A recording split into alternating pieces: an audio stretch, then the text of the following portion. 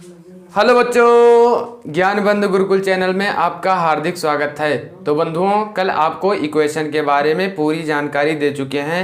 तो बंधुओं, आज आप लोगों को सीरीज के बारे में थोड़ी जानकारी देंगे। बंधुओं, जो सूत्र वाला पोर्शन है वो हम अगले वीडियो में कवर करेंगे। अगर दोनों एक ही वीडियो में अगर कर देते हैं तो वीडियो काफ़ी लंबी हो जाती है और बंधुओं आप उस वीडियो को पूरी नहीं देखते हैं। तो इसलिए बंधुओं हम आपको दो वीडियो में जो श्रेणी का पूरा पोर्शन है समाप्त करेंगे। तो बंधुओं चलते हैं, आज का जो हमारा टॉपिक है सीरीज, उसके बारे में करते हैं जानकारी। तो चलिए बंधुओं, जो आज का हमारा टॉपिक है सीरीज। तो व्हाट इज सीरीज? सीरीज क्या है? तो सीरीज को हिंदी में कहते हैं श्रेणी। क्या कहते हैं बंधु? श्रेणी। तो अब श्रेणी क्या है पहले ये समझो। तो क्या लिखा है? सामूहिक संख्याएं। अब सामूहिक संख्याएं, जैसे मान लीजिए बंधुओं कि कोई संख्याएं हैं।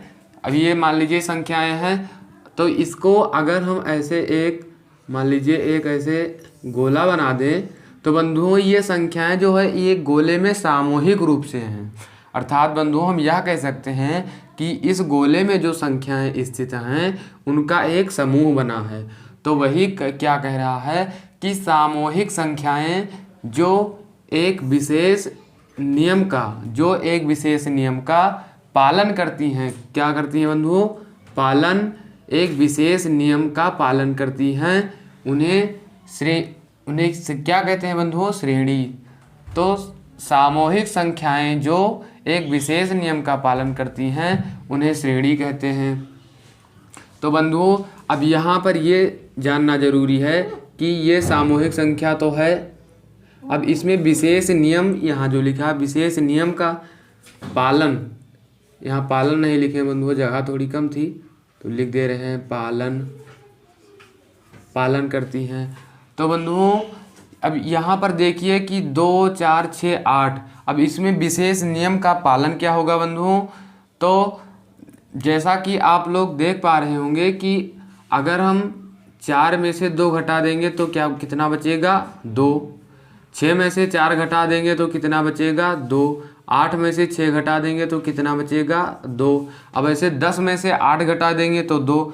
अर्थात हम यह कह सकते हैं कि जो इसका विशेष नियम यह है कि ये दो के अंतर से बढ़ती जाती है संख्या। जैसे यहाँ 2 तो यहाँ 2 जोड़े 2 में तो 4 हो गया, 4 में 2 जोड़े तब 6 हो गया, और 6 में 2 जोड़े तो 8 हो गया।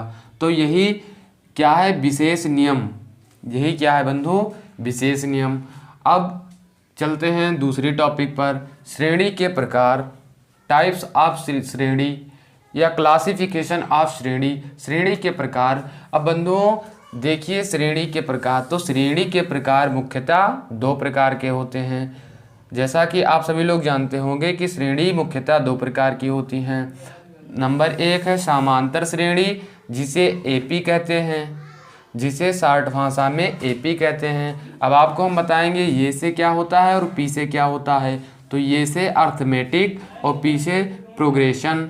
ये से क्या होता है बंधुओं? अर्थमेटिक, और पी से क्या होता है? प्रोग्रेशन। तो बंधुओं अब आपको बताएंगे कि समांतर श्रेणी किसे कहते हैं। तो समांतर श्रेणी वह होता है कि जिसमें जो उसका पदांतर हो, पद का अंतर हो। तो पदांतर जानने से पहले बंधुओं आइए हम जान लेते हैं कि पद किसे कहते हैं। पद, जिसे इंग्लिश में टर्म कहते हैं। तो पद क्या होते हैं बंधुओं? पद को हम ये A1, A2, A3, A4 या T1, T2, T3 से हम प्रदर्शित करते हैं पद को। तो पद क्या होता है बंधुओं? श्रेणी के प्रत्येक सदस्य को पद कहते हैं। जैसे मान लीजिए बंधुओं कि यहाँ हम श्रेणी था, तो श्रेणी जो एक विशेष नियम का पालन करता है उसे श्रेणी कहते हैं। तो श्रेणी के प्रत्येक सदस्य को क्या कहते हैं? पद। यहाँ लिखा है श्रेणी के प्रत्येक सदस्य को पद कहते हैं। तो यहाँ जो श्रेणी है 2, 4, 6, 8, तो इसमें जो प्रत्येक पद हैं यानी 2 हैं, 4 हैं, 6 हैं, 8 हैं, ऐसे 10, 12, 14, तो उन्हीं को हम क्या कहेंगे? पद। क्या कहेंगे बंधु? टर्म। ठीक है। अब चलते हैं अपने टॉपिक पर। तो क्या है समांतर श्रेणी। तो अब देखिए समांतर श्रेणी किसे कहते हैं। तो समांतर श्रेणी वह होती हैं जैसे मान लीजिए कोई श्रेणी लिखा है, उस श्रेणी में अगर हम उसका पदांतर निकालें। अब पदांतर किसे कहते हैं, यहाँ पे है 4 नंबर पे क्या है बंधु, सार्व अंतर या पदांतर। क्या है, सार्व अंतर या पदांतर। जैसा कि ये शब्द से ही स्पष्ट है कि पद धन अंतर, अगर इसका संध किया जाए तो पद धन क्या हो जाएगा, अंतर। अर्थात पद में अंतर समान हो तो उसे हम क्या, समांतर श्रेणी कहते हैं। अर्थात कि अगर कोई श्रेणी लिखी है उसमें अगर पद का जो अंतर है वो समान हो तो उसे हम समांतर श्रेणी कहते हैं, जिसे एपी से प्रदर्शित करते हैं। बंधुओं अगली वीडियो में मैं आपको एपी से रिलेटेड जितने भी सूत्र हैं सब आपको बता दूंगा। अब चलते हैं बंधुओं, जो श्रेणी का दूसरा भाग है गुणोत्तर श्रेणी, जिसे शॉर्ट फॉर्म में जीपी कहते हैं। और जीपी जी से होता है ज्योमेट्रिक और पी से होता है प्रोग्रेशन। ठीक है बंधुओं, तो जी से क्या होता है, ज्योमेट्रिक, और पी से क्या होता है, प्रोग्रेशन। ठीक है, तो गुणोत्तर श्रेणी की परिभाषा क्या होगा। तो बंधुओं गुणोत्तर श्रेणी की परिभाषा हम शॉर्ट फॉर्म में लिख दिए हैं कि सर्वानुपात समान हो। अब ये सर्वानुपात क्या होता है, तो बंधुओं यहाँ पे देखिए कि सर्वानुपात क्या होता है। मान लीजिए बंधुओं कि कोई श्रेणी लिखा है, श्रेणी तो आप लोग जानते ही हैं। मान लीजिए 2 4 6, ठीक है बंधुओं। तो इसका हम अगर सर्वानुपात निकालेंगे तो मान लीजिए 8 भी है। ठीक है, तो 4/2। तो पद को तो आप लोग जानते हैं कि T1 T2 T3 T4 या A1 A2 A3 A4 से व्यक्त करते हैं। तो मान लीजिए बंधुओं कि ये है T2, ये है T1। क्या T2, ये क्या है बंधुओं, ये मान लीजिए T1 है, ये T1 है, ये T2 है, ये T3 है, ये T4 है। तो बंधुओं जो सर्वानुपात होगा तो इसका जो सर्वानुपात होगा T4 और T3 का वो बराबर होगा T2 और T1 के। अर्थात हम कह सकते हैं बंधुओं कि T1 क्या कह सकते हैं बंधुओं कि जो T1 है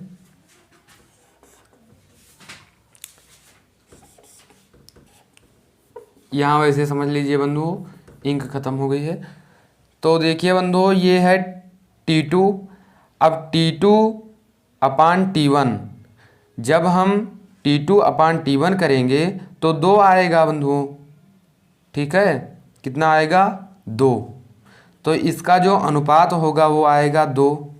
और जब 8/6 करेंगे बंधुओं तो 4/3 आएगा। अर्थात इसका जो सर्वानुपात है वो अलग अलग है। सर्व अनुपात का मतलब यह होता है कि मान लीजिए कि कोई 2 पद ले लीजिए और उसको बटे के रूप में लिख दीजिए। तो जो बड़ा पद है 4 और छोटा पद है 2, तो 4/2 करेंगे बंधुओं तो क्या आ जाएगा, 2। तो उसका सर्व अनुपात क्या हो जाएगा, 2। तो उसी को सर्व अनुपात कहते हैं, जिसे हम किससे, आर से प्रदर्शित करते हैं। और सार्व अंतर या पदांतर को हम डी से या सी डी से प्रदर्शित करते हैं। अब जैसे मान लीजिए कोई श्रेणी लिखी है 2 4 6 8। अब बंधुओं जैसा कि आप सभी लोग जानते हैं ये पद होते हैं। तो 4 में से अगर हम 2 को घटाएंगे तो कितना बचेगा बंधुओं, 2। और 6 में से 4 को घटाएंगे तब 2। 8 में से 6 को घटाएंगे 2। अर्थात हम यह कह सकते हैं जो इसका सार्व अंतर है या पदांतर है वो कितना है, 2। अब देखिए बंधुओं गुणोत्तर श्रेणी क्या होते हैं कि इनका जो सार्व अनुपात होता है वह समान होता है। अर्थात जैसे मान लीजिए कोई श्रेणी लिखी है, उस श्रेणी का जो अनुपात होगा कि मान लीजिए कोई श्रेणी लिखी है T1 T2 T3 T4 और T5। मान लीजिए कोई श्रेणी लिखा है तो बंधुओं जो अगर वह गुणोत्तर श्रेणी होगा तो आर क्या होता है बंधुओं, आर होता है सर्वानुपात। आर क्या होता है बंधुओं, सर्वानुपात। तो जो T2 अपान T1 होगा बंधुओं, T2 अपान T1 होगा वो T4 अपान T3 के बराबर होगा। किसके बराबर होगा बंधुओं, अगर वह जो श्रेणी लिखी है, अगर वह गुणोत्तर श्रेणी है तो उसका सर्व अनुपात क्या होगा, समान होगा। अर्थात T1 T2 बाई T1 बराबर होगा T4 बाई T3 के। तो ये बराबर होगा, तो क्या वो गुणोत्तर श्रेणी होगी। बंधुओं आपको पद भी बता चुके हैं। अब श्रेणी किसे कहते हैं। अब बंधुओं देखिए, ये भी श्रेणी लिखा है और ये भी श्रेणी लिखा है, तो इस श्रेणी और इन श्रेणी में क्या अंतर है, ये बहुत इंपॉर्टेंट बात है बंधुओं, ध्यान दीजिएगा। ये श्रेणी और ये श्रेणी दोनों श्रेणी तो है, लेकिन इसमें अंतर क्या है बंधु। तो श्रेणी तो आप जानते हैं कि जो एक विशेष नियम का पालन करता है उसे श्रेणी कहते हैं। अगर उसी श्रेणी में हम प्लस अर्थात धन या ऋण माइनस चिन्ह लगा दें उन श्रेणी के बीच, अगर मान लीजिए हम कोई श्रेणी लिखा है 2 + 4 + 6 + 8, तो ये बंधु क्या हो जाएगा, ये श्रेणी हो जाएगा। क्या श्रेणी हो जाएगा। तो श्रेणी में क्या होता है बंधुओं कि प्लस माइनस का चिन्ह होता है बंधुओं, बीच में से निर्मित होता है। प्लस हो या माइनस से निर्मित जो श्रेणी होती है उसे श्रेणी कहते हैं। और ये श्रेणी होता है बंधुओं, इसमें प्लस और माइनस का चिन्ह बीच में नहीं होता, बल्कि क्या होता है, कामा होता है। तो उम्मीद करते हैं आपको श्रेणी और ये श्रेणी में दोनों में अंतर पता हो गया होगा। तो चलते हैं बंधुओं आज के अगले टॉपिक पर। तो बंधुओं अब देखते हैं टॉपिक छठा। तो क्या है ये, एपी होने का शर्त। तो एपी तो मतलब आप लोग जानते हैं अर्थमेटिक प्रोग्रेस, अर्थात समांतर श्रेणी। तो समांतर श्रेणी होने का शर्त क्या है। मान लीजिए कोई श्रेणी लिखी है, तो आप कैसे कह सकते हैं कि वह श्रेणी समांतर श्रेणी ही है। क्योंकि आप लोग जानते हैं कि श्रेणी 2 प्रकार की होती हैं, समांतर श्रेणी और गुणोत्तर श्रेणी। तो आप कैसे कह सकते हैं कि वह श्रेणी है जो वो समांतर श्रेणी है। तो आइए देखते हैं बंधुओं। तो अगर वह श्रेणी समांतर श्रेणी होगी तो उसका जो पदांतर होगा, क्या बंधुओं, पदांतर या पदांतर को डी से प्रदर्शित करते हैं, या बंधुओं क्या कह सकते हैं, सार्वंतर। तो वो क्या होगा, समान होगा। क्या होगा, समान होगा, समान होगा। जो डी होगा बंधुओं वो समान होगा। ठीक है। अब एपी में गुण क्या होते हैं, समांतर श्रेणी में क्या क्या गुण होते हैं। अब गुण मतलब तो आप सभी लोग जानते हैं, विशेषता, क्वालिटीज़। तो एपी में क्या क्या गुण होते हैं। तो बंधुओं मान लीजिए कोई श्रेणी लिखी है, मान लीजिए कि ये श्रेणी लिखी है 2 4 6 8 10 12 14 ऐसे लिखा है। अब मान लीजिए बंधुओं कि इस श्रेणी में से हम 2 जोड़ देते हैं। कितना, 2 जोड़ देंगे। तो जब 2 जोड़ देंगे तो ये हो जाएगा 4, ये हो जाएगा 6, ये हो जाएगा 8, ये हो जाएगा 10। ठीक है बंधु। जब 2 में 2 जोड़े तो 4 हो गया, 4 में 2 जोड़े तो 6 हो गया, और 6 में जब 2 जोड़े तो 8 हो गया, और 8 में जब 2 जोड़े तो 10 हो गया। अब बंधुओं देखते हैं कि इस श्रेणी में एपी है या नहीं है। तो जब हम 6 में से अगर 4 को घटाएंगे तो जो हमारा डी का मान होगा बंधु, इसको मान लीजिए T1, इसको T2 T3 या वैसे ही कर लीजिए। आपको बता चुके हैं कि ये पद हैं और पद को हमेशा A1 A2 या T1 T2 से व्यक्त करते हैं। तो मान लीजिए ये T2 है और ये T1 है, तो T2 - T1 बराबर क्या हो जाएगा, D। तो 6 में से अगर 2 जाएगा 4 जाएगा तो कितना बचेगा 2। अब 8 में से 6 जाएगा तब भी 2, 10 में से 8 जाएगा तब भी 2। तो इससे सिद्ध यह होता है बंधुओं कि अगर हम कोई श्रेणी समांतर श्रेणी में है, अगर उस श्रेणी के किसी एक राशि से अब वह राशि चाहे चर राशि हो चाहे अचर राशि हो, आपको हम चर राशि और अचर राशि बता चुके हैं, लेकिन बंधुओं जान लो आज भी चर राशि वह राशियाँ होती हैं जिनका मान बदलता रहता है, तो उन्हें चर राशि कहते हैं। चर राशि को इंग्लिश में वेरिएबल कहते हैं, और अचर राशि वह राशि जिनका मान निश्चित होता है उन्हें अचर राशि कहते हैं। उनको इंग्लिश में कांस्टेंट कहते हैं। अगर आप इंग्लिश में समझोगे तो अच्छा रहेगा, क्योंकि चर अचर में काफ़ी लोग भूल जाते हैं। अब चर का उदाहरण जैसे मान लीजिए कि XYZ है और अचर का 1 2 3 है, तो आप लोग जानते हैं कि 1 2 3 का मान कभी नहीं बदलेगा, लेकिन जो XYZ है इसका मान बदल सकता है। ठीक है बंधु, तो इससे हमें क्या निष्कर्ष निकलता है कि एपी में कि अगर कोई चर राशि या अचर राशि कोई लिखा है समांतर श्रेणी, तो उसमें गुण यह होगा कि अगर हम उसमें किसी भी राशि से, या वह राशि चर हो या अचर हो, अगर उसमें जोड़ेंगे या घटाएंगे तो जो नई श्रेणी निर्मित होगी, जो नई श्रेणी बनेगी वह एपी ही होगी। अर्थात वह श्रेणी क्या होगी, अर्थमेटिक प्रोग्रेशन।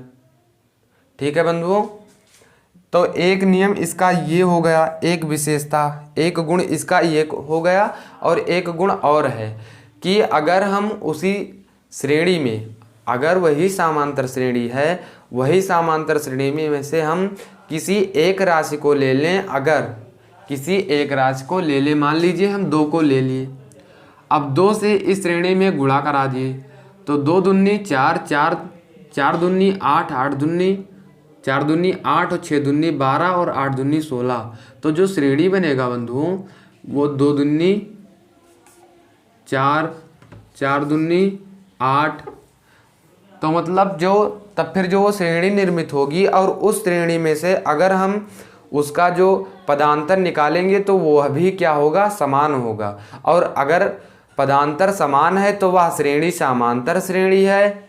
ठीक है बंधुओं, अगर इसमें गुणा या भाग किसी एक राशि से, मान लीजिए चर राशि हो या अचर राशि हो, उससे हमको मतलब नहीं है, सिर्फ वो राशि होनी चाहिए। मान लीजिए उस श्रेणी का कोई एक राशि ले लेते हैं हम, और उस राशि से गुणा कराते हैं और भाग कराते हैं, तो जो हमें नई श्रेणी बनती है वह समांतर श्रेणी ही होगा।